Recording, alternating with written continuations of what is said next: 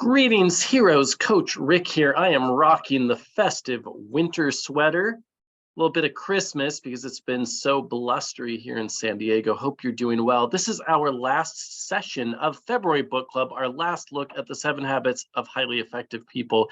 You've probably already read it. If you haven't, this is a real treat. I hope that you're digging in with us because this book is highly influential. We are going to cover 2 of the habits here that I think are most important. The habits of sharpening the saw and of basically working together effectively with other people are things that we already practice in the Morning Hero. So we're going to skip those for now, but I highly suggest obviously reading the sections on them and learning to synergize and learning to refresh and keep learning. So habit 4, think win-win.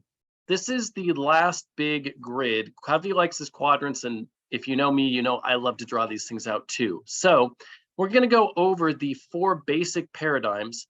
Let me explain your axes here. So on your y-axis, you have consideration. So this is about other people and whether you think of other people.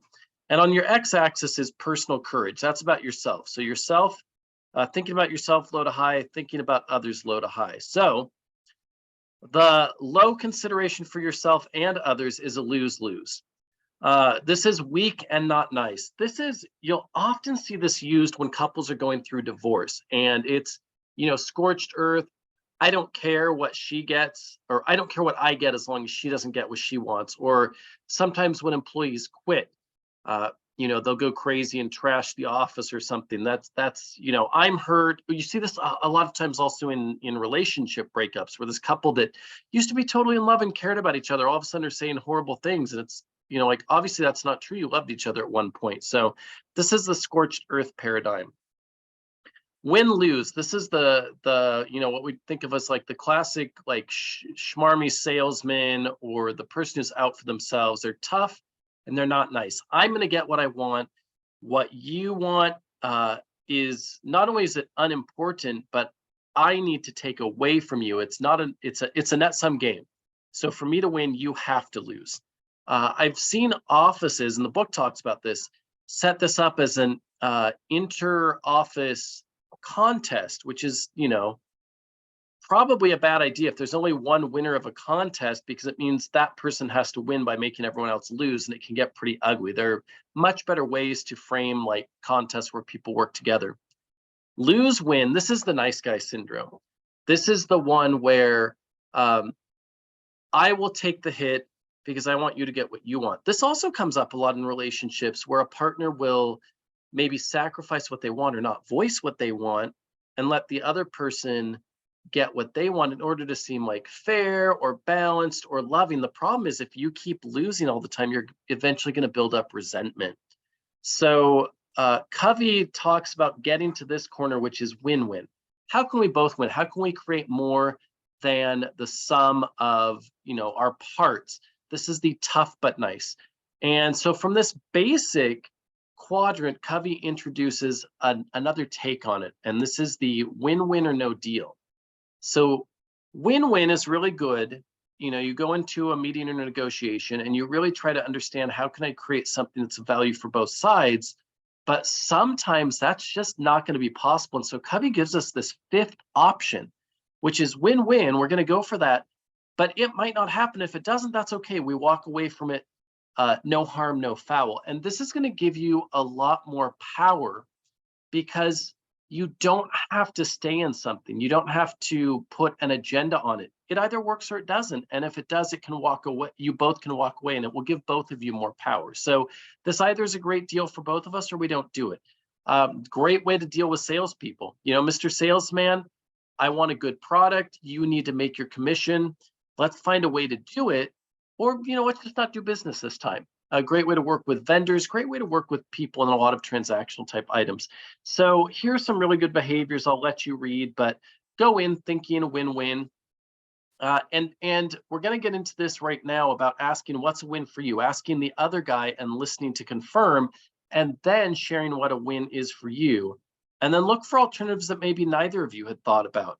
And then, of course, the big one is stay true. This is your personal ethic. Stay true to what you agreed on. Don't, let's say you agreed on a certain amount of commission and then you figure a way to kind of go around it, you still need to stay honoring the deal of like, if you're going to make your pie bigger, you should still give them part of that bigger pie too. So we get these 6 different paradigms. We've talked about most of them. The only one we haven't talked about here is win, number 3. And this is I win.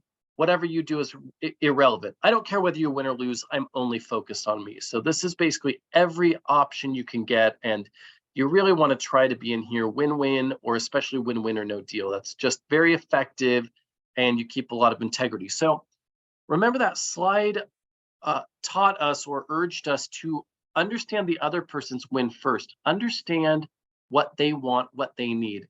This will change your relationships dramatically. Your spouse, your loved ones, your coworkers, really taking the time to understand them. Trust me, this is hard. This is very hard. I suck at this, and I need to keep working at it because it's so hard, like when the other person's talking, to shut off your brain and not just sit there and think of what you want to say to respond or build your argument. So seeking first to understand means you let go of your points. You let go of your need to get your understanding across. You let all of that go, let go of your ego, and just truly invest in the other person. And that might be mirroring back what you thought they were telling you, really listening, really being empathetic and trying to feel and put all, you have to be able to basically step out of yourself and put everything on from their plate onto your plate first, really understand them. And then once you truly understand and they confirm that you understand them, then you can put that aside and work on yourself. So seek first to understand, and then try to get your understanding across. This is a really good slide. I'll let you read most of the stuff here, but managers especially, they just want to solve issues and they don't want to understand the other person's point of view. I like this cartoon here. Both people are describing the same exact objects, but one sees a 6 and one sees a 9. And if they don't really understand each other, they're going to argue and come to a stalemate. One says it's 6, the other says it's 9. Those are totally different numbers, right? There's nothing in common until they literally would have to go into the other person's viewpoint. So don't assume, ask questions, really try to get on the other person's side. Covey gives great examples of using this in divorce, in contract negotiations. Just it's such a good habit to work on. So that's it. Let's do our journal and discussion time. What is your most common paradigm? Are you a win-win, a lose-win, win-lose? Do you lose a lot or win a lot? And how does it make you feel?